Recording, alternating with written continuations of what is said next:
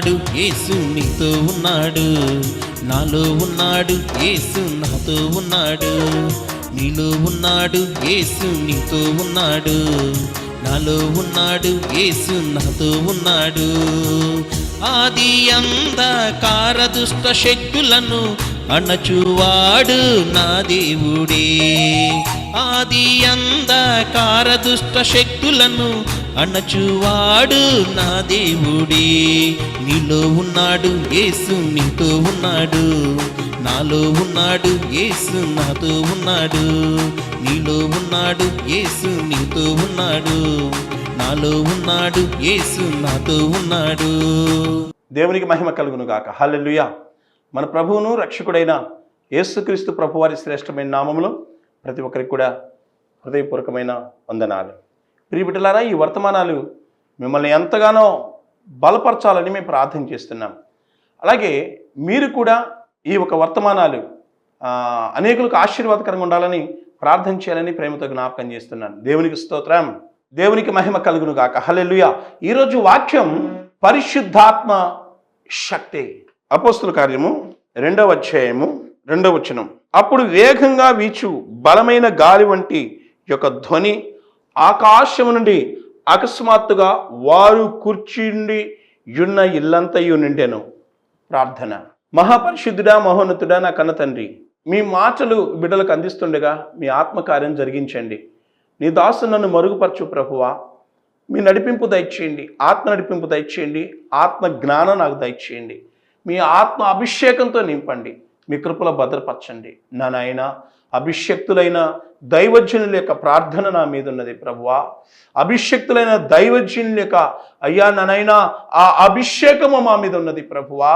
అయ్యా ఇదిగో నానైనా నా తండ్రి, వాక్యం ఇచ్చిన ప్రతి కుటుంబాలలో మీ ఆత్మ అభిషేకంతో నింపమని అడుగుచూ ఉన్నాను. పరిశుద్ధాత్మ దేవా, ఇదిగో నానైనా అయ్యా మీరు అనేక స్థలాల్లో అయ్యా ఆవరిస్తున్నందుకు కృతజ్ఞతలు ప్రభువా. అయ్యా నానైనా మీ ఆత్మశక్తి విస్తరిస్తున్నందుకు కృతజ్ఞతలు ప్రభువా. మీరే కార్యం చేయబోతున్నందుకు వందనాలు. యేసు నామములో ప్రార్థిస్తున్నాము తండ్రి, amen. Thank you holy spirit. ఈరోజు పరిశుద్ధాత్మ దేవుడు లేక పరిశుద్ధాత్మ దేవుని శక్తిని గురించి చెప్పాలని నేను ఆశపడుతున్నాను. పరిశుద్ధాత్ముడు త్రిత్వములో పాలిభాగస్థుడు. తండ్రి, కుమార, పరిశుద్ధాత్మ. మనము ముగ్గురిని వేరువేరుగా చూడలేము. ముగ్గురు ఒకే మహిమ, ఒకే శక్తి, ఒకే ప్రభావం కలిగినటువంటి ఆ త్రిత్వములో ఉన్నటువంటి ఏక దేవుడు. దేవునికి స్తోత్రం. దేవుడు ఒక్కడే. హల్లెలూయా. ఇప్పుడు మనము పరిశుద్ధాత్ముని కాలంలో ఉన్నాం. యేసుక్రీస్తు ప్రభువారు చెప్పిన మాట, నేను వెళుచున్నాను, నేను వెళ్ళి ఆదరణకర్తను మీ వద్దకు పంపిస్తాను. నేను వెళ్ళకపోతే ఆయన రాడు. ఆయన మీలో ఉంటాడు, మీతో ఉంటాడు. దేవునికి స్తోత్రం. చూడండి, వాక్యం చూపిస్తాను మీకు. యోహాను సువార్త 14వ అధ్యాయము 17వ వచనం. పరిశుద్ధాత్మ దేవుని గురించి యేసు ప్రభువారు చెప్పారు.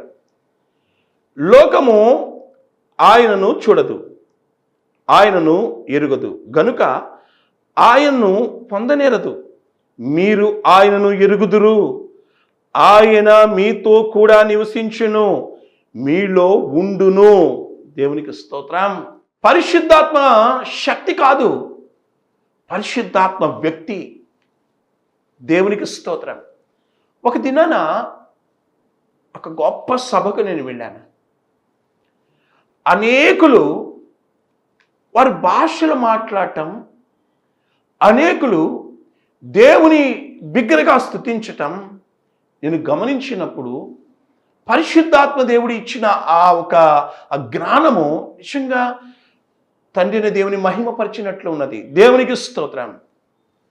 ఎలా అంటే అక్కడ ఉన్నటువంటి వారు లక్షల మంది ప్రజలు, వారందరి కూడా పరిశుద్ధాత్మ శక్తితో నింపబడుతున్నప్పుడు పరిశుద్ధాత్మ దేవుడు ఎంత గొప్పవాడో అనిపించింది. నాలో పరిశుద్ధాత్మ దేవుడు ఉన్నాడు, మీలో పరిశుద్ధాత్మ దేవుడు, అందరిలో పరిశుద్ధాత్మ దేవుడు ఉన్నాడు. పరిశుద్ధాత్మను పొందుకున్న ప్రతి ఒక్కరిలో పరిశుద్ధాత్మ దేవుడు ఉన్నాడు. దేవునికి స్తోత్రం. పరిశుద్ధాత్మ దేవుడు మన మీదకి వస్తాడు, మనలో నివసిస్తాడు, మనతో ఉంటాడు. Thank you lord.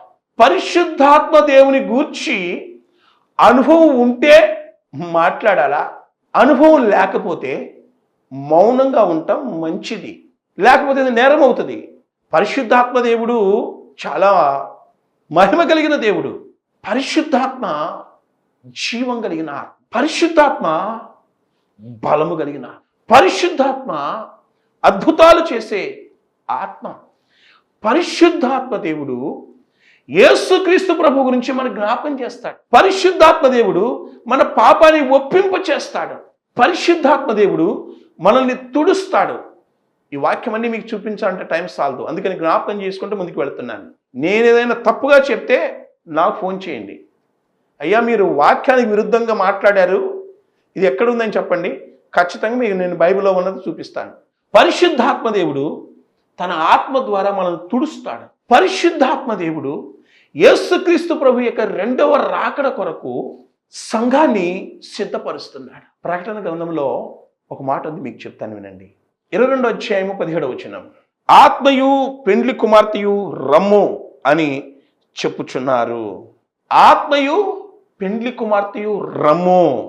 ఆత్మ అనగా పరిశుద్ధాత్మ, పెండ్లి కుమార్తె అనగా సంఘం. ఇప్పుడు సంఘాన్ని సిద్ధపరుస్తుంది, సంఘాన్ని బలపరుస్తుంది, సంఘాన్ని నడిపిస్తుంది పరిశుద్ధాత్మ దేవుడే.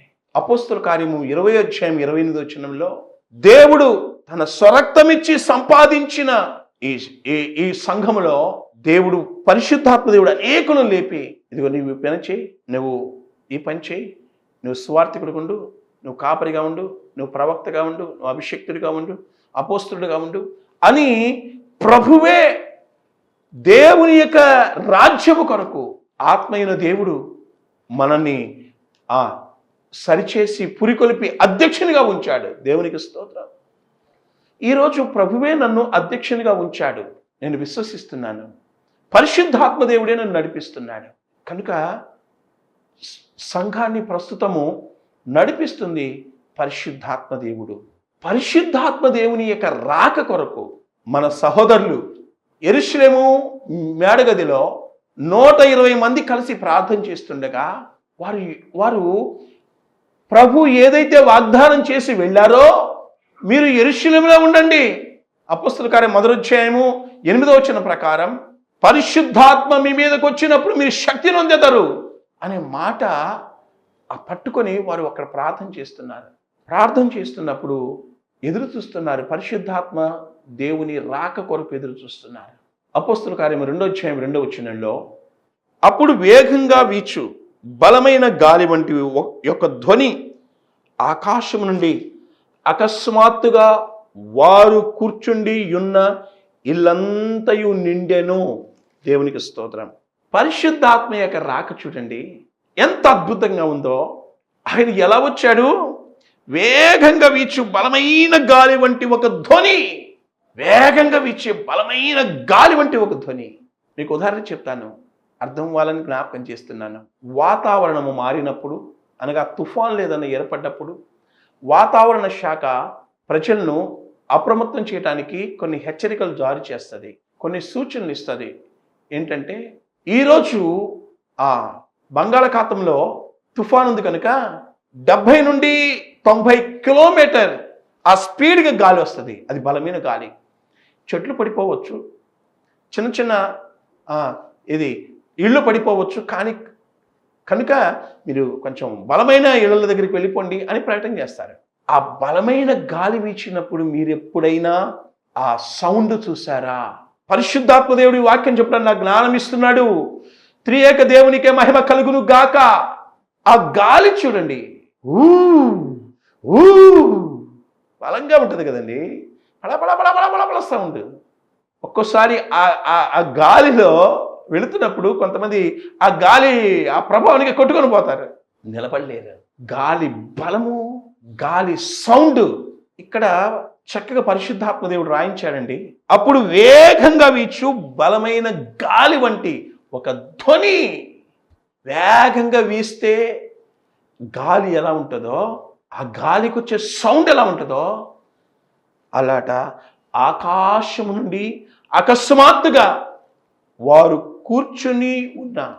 కూడి ఉన్న ఆ ఇల్లంతా నిండాను. ఇలాంటి గాలి లోకంలో ఎన్నో ఉన్నాయి. లోకంలో గాలి ఇస్తుంటాయి కదా, ఇక్కడ కనబడుతున్న గాలి ప్రత్యేకమైన గాలి. ఈ అనుభవము అక్కడ 120 మంది మాత్రమే అనుభవించారు. అక్కడ ఉన్న వాళ్ళు మాత్రమే అనుభవించారు. ఇలాంటి గాలి రాజుల ఇంటిలో వీయలేదు, ఘనుల ఇంటిలో వీయలేదు, అలాంటి శబ్దం రాలేదు. కానీ ఎక్కడంటే కూడి ఉన్న ఆ ఇల్లంతా నిండెను. ఎక్కడి నుండి? ఆకాశము నుండి. ఆకాశమును ఒక్కసారి తలపైకెత్తి చూస్తే ఎంత ఆదరణ! నా తండ్రి, నా దేవుడు, నా రాజ్యం, నా ప్రభు. అవును కదండి, ఎంత నెమ్మది వస్తుందో, ఎంత గొప్ప ఆదరణ కలుగుతుందో. ఆకాశం నుండి పరిశుద్ధాత్మ దేవుడు దిగి వచ్చాడు, ఆత్మస్వరూపిగా దిగి వచ్చాడు. ఆ ఒక ఆత్మ ఇప్పటికీ కూడా బలంగా పనిచేస్తున్నాడు. పరిశుద్ధాత్మ యొక్క శక్తిని తక్కువ అంచనా వేయవద్దు. పరిశుద్ధాత్మ యొక్క బలాన్ని తక్కువ అంచనా వేయవద్దు. చాలామంది పరిశుద్ధాత్మ దేవుడు రక్షణ విషయంలోనే పరిశుద్ధాత్మ దేవుని అనుమతిస్తారు. వాక్యము ప్రకటించేటప్పుడే పరిశుద్ధాత్మ దేవుని అంగీకరిస్తారు. కానీ మన జీవితాలలో, మన ఆత్మీయ జీవితంలో, మన భక్తి జీవితంలో, దేవునిలో ఎదిగే విషయంలో, దేవునిలో బలపడే విషయంలో, మన పరిచర్య విషయంలో, దేవుని యొక్క కృప విస్తరించే విషయంలో పరిశుద్ధాత్మ దేవుని యొక్క సహాయము ఎంతో ఉంది, అవసరం కూడా. నేను ప్రారంభంలో నామకార్థమైన సంఘంలో ఎదిగిన వాడిని. అంటే పరిశుద్ధాత్మ అనుభవం లేని సంఘంలో ఎదిగిన వాడిని. పరిశుద్ధాత్మ తాకిడి, పరిశుద్ధాత్మ యొక్క క్రియలు నాకు తెలియదు. అసలు పరిశుద్ధాత్మే లేదు అని చెప్పి బోధ చేస్తున్నాండి. ఎందుకంటే పరిశుద్ధాత్మ గురించి నాకు తెలియదు కాబట్టి. అయితే ప్రభువు కొద్ది కాలంలోనే దినకరన్ గారు, జీసస్ కాల్స్ దినకరన్ గారు వారి యొక్క పుస్తకాన్ని నేను చదువుతున్నప్పుడు పరిశుద్ధాత్మ దేవుడు వారికి ఎంత గొప్పగా దర్శనమిచ్చాడో, ఎంత గొప్పగా మాట్లాడాడో ఇదంతా విన్న తర్వాత, చదివిన తర్వాత నాకు కూడా పరిశుద్ధాత్మని మీద, పరిశుద్ధాత్మ దేవుని మీద ఆశ పుట్టింది. పరిశుద్ధాత్మను పొందుకోవాలని ఆశ పుట్టి ఎదురు చూసేవాడిని, ప్రార్థించేవాడిని. నాకు ఒక తల్లిగారు ప్రభు పరిచయం చేశాడు. గుంటూరులో స్వర్ణలత ఆంటీ గారు ప్రభు పరిచయం చేశారు. ఆ ఆంటీ గారి ద్వారా ఇంకా పరిశుద్ధాత్మని యొక్క కార్యాలు తెలుసుకోవడానికి, పరిశుద్ధాత్మ దేవుని నడిపింపు తెలుసుకోవడానికి ప్రభు నాకు చాలా సహాయం చేశాడు. అయితే ఆశపడుతుండేవాడిని. ఎవరో హైదరాబాద్ నుంచి ఒక గొప్ప దైవజనుడు వస్తున్నారని విన్నాను. ఆ రాత్రి గుంటూరులో జరిగే ఆ కూడికి వెళ్ళాను. పరిశుద్ధాత్మ పొందుకోవాలని ఆశ. అయితే 7 రోజులు ఉపవాసం ఉంటే దేవుడు తన ఆత్మతో నింపబోతున్నాడు అని ప్రభు బయలుపరిచినప్పుడు 7 రోజులు ఉపవాసం ఉండి ప్రార్థన చేశాను. ప్రార్థన చేసిన తర్వాత దేవునికి మహిమ కలుగును కాక బలమైన గాలి చేత నింపబడ్డాను. పరిశుద్ధాత్మ దేవుడు నాలోకి వచ్చేసాడు. పరిశుద్ధాత్మ అగ్ని ఆత్మ, పరిశుద్ధాత్మ బలమైన ఆత్మ. ఆయన ఎప్పుడైతే నాలోకి వచ్చేసాడో తట్టుకోలేకపోయాను. ఆయన నాలోకి వచ్చిన తర్వాత నెమ్మది, ప్రశాంతత. ఆయన నాలోకి వచ్చిన తర్వాత ఎన్నో అద్భుతాలు ప్రభు చేస్తూ ఉన్నాడు. ఆయనే చేస్తున్నాడు. నీలో ఉన్న పరిశుద్ధాత్మ దేవుడే అద్భుతం చేస్తాడు. నాలో ఉన్న పరిశుద్ధాత్మ దేవుడే అద్భుతం చేస్తాడు.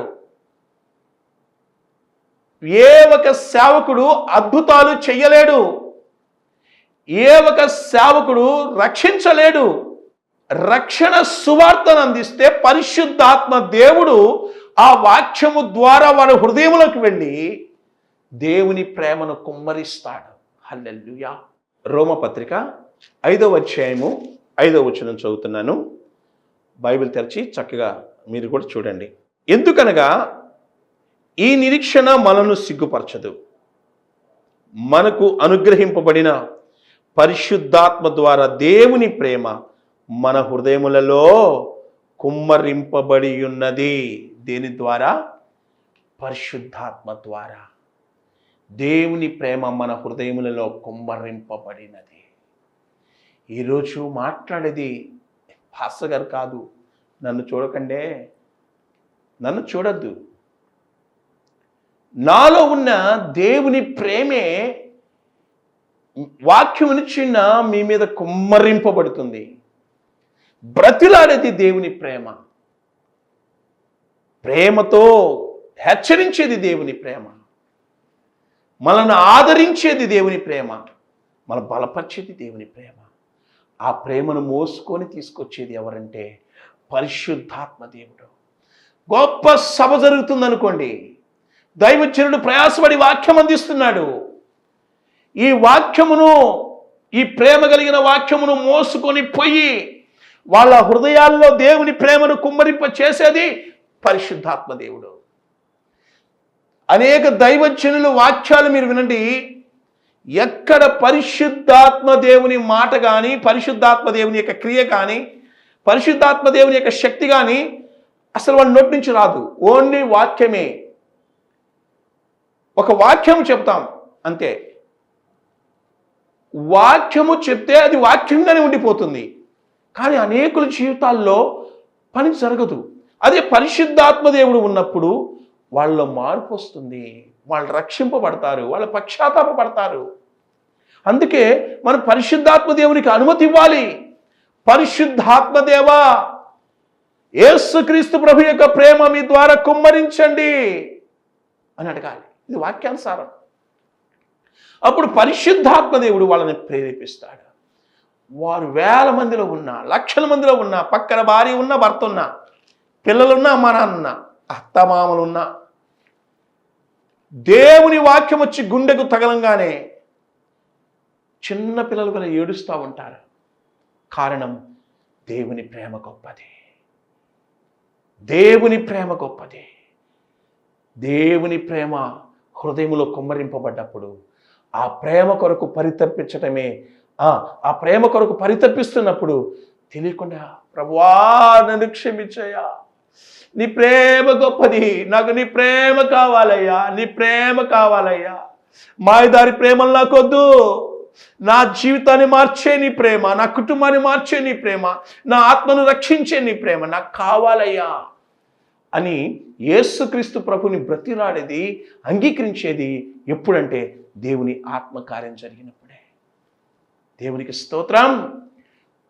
యేసుక్రీస్తు ప్రభువు చెప్పిన ఆ వాగ్దానమైన పరిశుద్ధాత్మ దేవుడు వచ్చినప్పుడు వేగంగా వీచు బలమైన గాలి వంటి ఒక ధ్వని ఆ ఇల్లంతా కూర్చున్నది, ఆ ఇల్లంతా నిండినది. Thank you lord. ఈరోజు కూడా మీ దగ్గర పరిశుద్ధాత్మ దేవుడు వచ్చేస్తున్నాడు. పరిశుద్ధాత్మ దేవుడే ఆయన కార్యాన్ని జరిగిస్తాడు. పరిశుద్ధాత్మ దేవుడే అద్భుతాలు అంటే, అద్భుతం అంటే వేరే విధంగా అనుకోకండి. అద్భుతము అనేది జరిగి ఉంటే అది మొట్టమొదట నీ గుండెలోనే జరగాల, నీ హృదయంలోనే జరగాల. అద్భుతం హృదయములో అద్భుతకరంగా మన జీవితం మార్చబడకపోతే, మన మనసు మార్చబడకపోతే, మన హృదయం మార్చబడకపోతే ఎన్ని అద్భుతాలు జరిగిన ప్రయోజనం ఏముందండి? రక్షణ అనే అద్భుతం, మారు మనసు అనే అద్భుతం, నూతన జీవితం అనే అద్భుతము నీలో జరగకపోతే ఎన్ని అద్భుతాలు జరిగినా ప్రయోజనం లేదు. మీలో చాలామంది అద్భుతాల కొరకు ఎదురు చూస్తున్నారేమో, మంచిదే. కానీ మొదట నీ హృదయంలో అద్భుతం జరగాలి. అయ్యా నేను మార్చబడ్డాను, దేవుని వాక్యం వచ్చి నా గుండెకి తగిలింది, ఆ వాక్యం ద్వారా నేను మార్చబడ్డాను అని నువ్వు ఎప్పుడైతే ఆ సాక్ష్యం చెప్తావో నిజంగా ఆ అద్భుతం అనేది అనేకులను ఆశీర్వాదం నడిపిస్తుంది.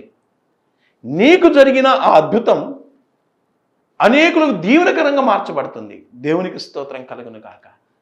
హల్లెలూయా. అపోస్తలుల కార్యం 2వ అధ్యాయము 3వ వచనం. మరియు అగ్ని జ్వాలల వంటి నాలుకలు విభాగింపబడినట్లుగా వారికి కనబడి వారిలో ఒక్కొక్కని మీద వ్రాలగా. దేవుని ఆత్మ అగ్ని ఆత్మ. దేవుని ఆత్మ అగ్ని ఆత్మ.